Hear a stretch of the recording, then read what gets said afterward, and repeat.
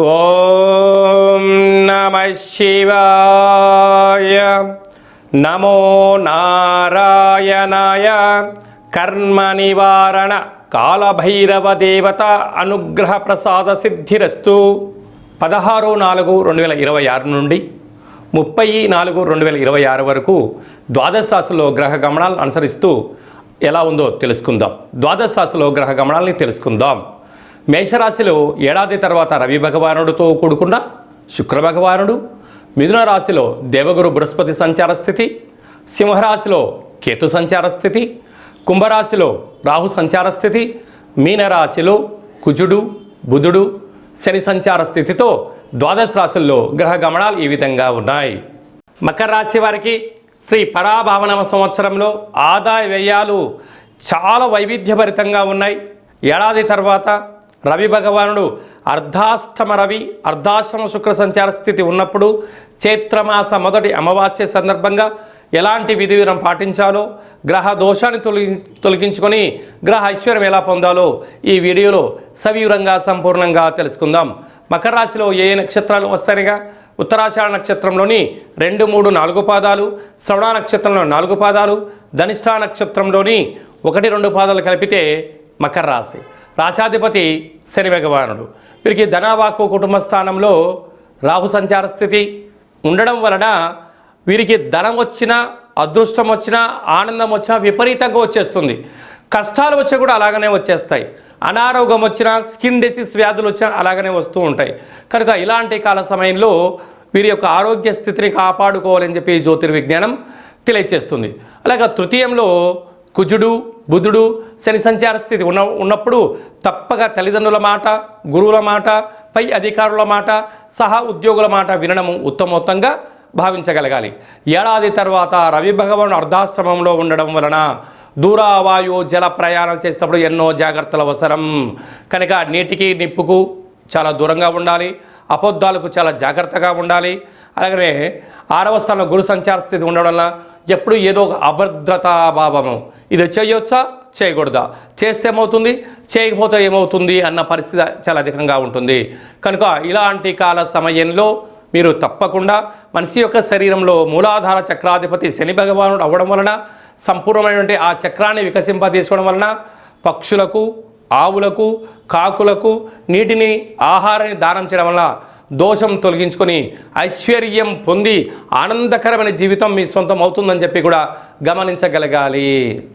తెలుగు ఉగాది ప్రారంభమైన తర్వాత వచ్చినటువంటి మొట్టమొదటి అమావాస్య సందర్భంగా, అది కూడా ఎన్నడూ లేనటువంటి విధంగా అమావాస్యతో కూడుకున్నటువంటి శుక్రవారం, అందులో రేవతి నక్షత్రంతో కూడుకున్న అమావాస్య సందర్భంగా ఈ తెలుగు ఉగాది అంతనూ కూడా అసలే ఇది వేసవికాలం అవ్వడం వలన మనము విశేషంగా అమావాస్య తిథి యందున అమ్మవారిని, కాళీశక్తి స్వరూపాన్ని, కాళభైరవ స్వామివారిని స్మరిస్తూ ఉంటాం. కనుక ఈ సంవత్సరము పరాభవనమ సంవత్సరము, రాజు దేవగురు బృహస్పతి అయ్యాడు. కనుకనే మరి ఈ సంవత్సరం అంతనూ కూడా ఎలాంటి అవమానాలు జరగకుండా ఉండాలి అన్నట్లయితే ఈ శుక్రవారం రోజున అమావాస్య తిథి యందున రాత్రిపూట అనగా మనకు సాయం సంధ్య దాటిన తర్వాత, అంటే మనకు ఇది వేసవికాలం అవ్వడం వలన 6:30, 7 తర్వాతనే మనకు చీకటి పడుతూ ఉంటుంది. మనకు చీకటి పడ్డాక శుక్రవారం పూట ఇంటి సింహద్వారాల దగ్గర కానీ, ఫ్యాక్టరీల యందు కానీ, కర్మాగారాల యందు కానీ ఒక అష్టదళ పద్మాన్ని వేసి, నింబకుసుమాన్ని అంటే నిమ్మకాయను సగభాగాన్ని కోసి దీపాన్ని వెలిగించడము మీ మనసులో ఏదైతే కోరుకుంటారో అద్భుతమైన విజయాన్ని సాధించడం జరుగుతుంది. అదే కాకుండా అమావాస్య అనగానే గగనమంతరం కూడా శూన్యంతో ఉంటుంది. మనము ఆ రోజు శుక్రవారం రోజు అవ్వడం వలన రాత్రిపూట అంటే మనకు 7 నుంచి 12 లోపల వరకు ఎవరికి మనకు ఖాళీ సమయం దొరికితే ఆ సమయం అంతను కూడా ఒక వెడల్పాటి పాత్రలో పచ్చి పాలను, అంటే పాలను కొన్న పాలైనా, ఆవు పాలైనా, గేదె పాలైనా ఏదో పాలను పోసి గగనాన్ని అనగా ఆకాశాన్ని పాలలో వీక్షింపచేసి మీ మనసులో ఏదైతే కోరిక ఉందో కోరుకొని ఈ పాలను పిల్లికి కానీ, కుక్కకు కానీ, వృక్షానికి కానీ పొయ్యడం వలన పంచభూత ఆశీస్సులు కలిగి మనం ఏదైతే అనుకుంటామో ఈ సంవత్సరంలో పరాభవనామ సంవత్సరము కనుక ఎవరికి అవమానాలు లేకుండా సూర్య చంద్రాదులు ఎంత విజయాన్ని కలిగిస్తూ మనకు భూమండలం మీద వెలుగును ప్రసాదింపజేస్తారు. పగటిపూట సూర్యుడు, రాత్రిపూట చంద్రుడు చల్లదనాన్ని ఎలా వెదజల్లుతూ ఉంటారో మనిషి యొక్క జీవితంలో కూడా అంతే విజయం కలుగుతుందని చెప్పి గమనించాలి. ఈ చిన్న కార్యక్రమాన్ని ఆచరింపచేద్దాం. మొదటి అమావాస్య కార్యక్రమ సందర్భంగా కాలాన్ని శాసింపజేసే శక్తి కాలభైరవుడికి ఉంటుంది.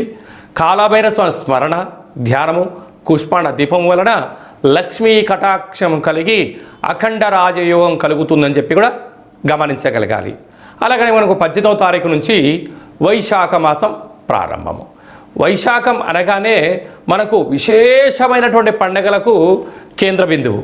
మనకు వచ్చేటువంటి విధియ అక్షయ తృతీయ.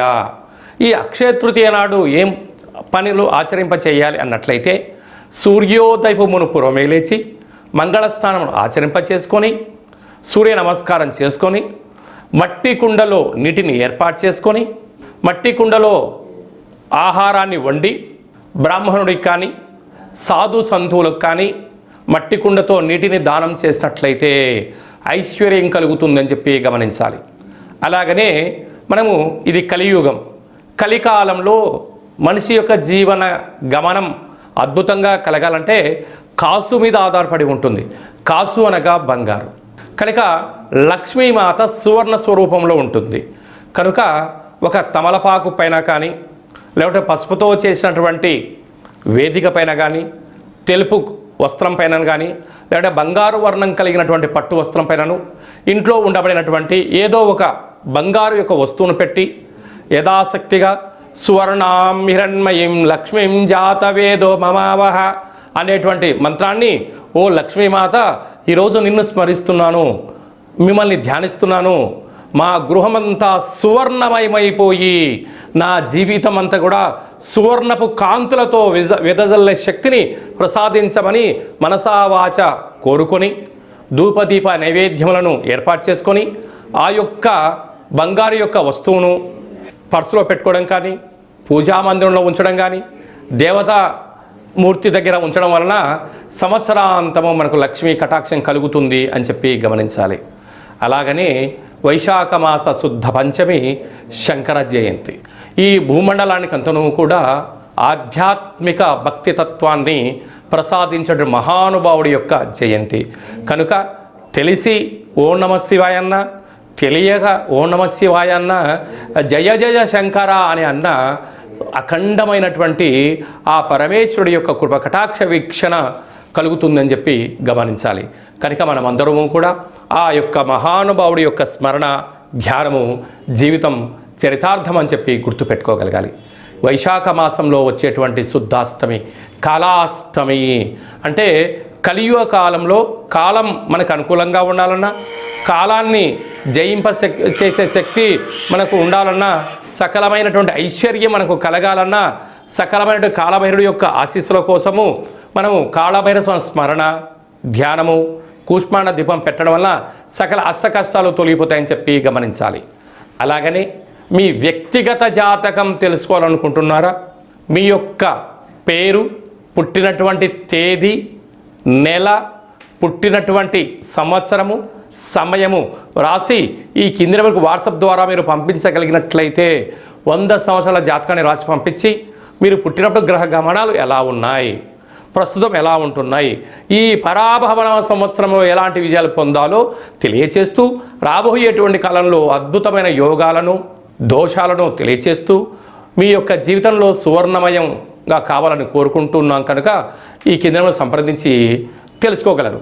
అలాగే చాలామందికి డేటా బర్త్లో లేనటువంటి వారికి మీ పేరు యొక్క మొదటి అక్షరాన్ని అనుసరిస్తూ రాశిని తెలియచేస్తూ రాశి యొక్క స్థితిగతులను తెలియచేస్తూ గవళ ద్వారా కాళభైరవ ఉపాసన చేత భూత భవిష్యత్ వర్తమానాన్ని తెలియజేయడం జరుగుతుంది. కనుక ఈ కింది నెంబర్ని అపాయింట్మెంట్ తీసుకొని సంప్రదించగలరు. అందరికీ శుభం, జయం, లాభాన్ని కలగాలని కోరుకుంటూ మనసారా ఆశీర్వచనం. భైరవం రక్షంతు.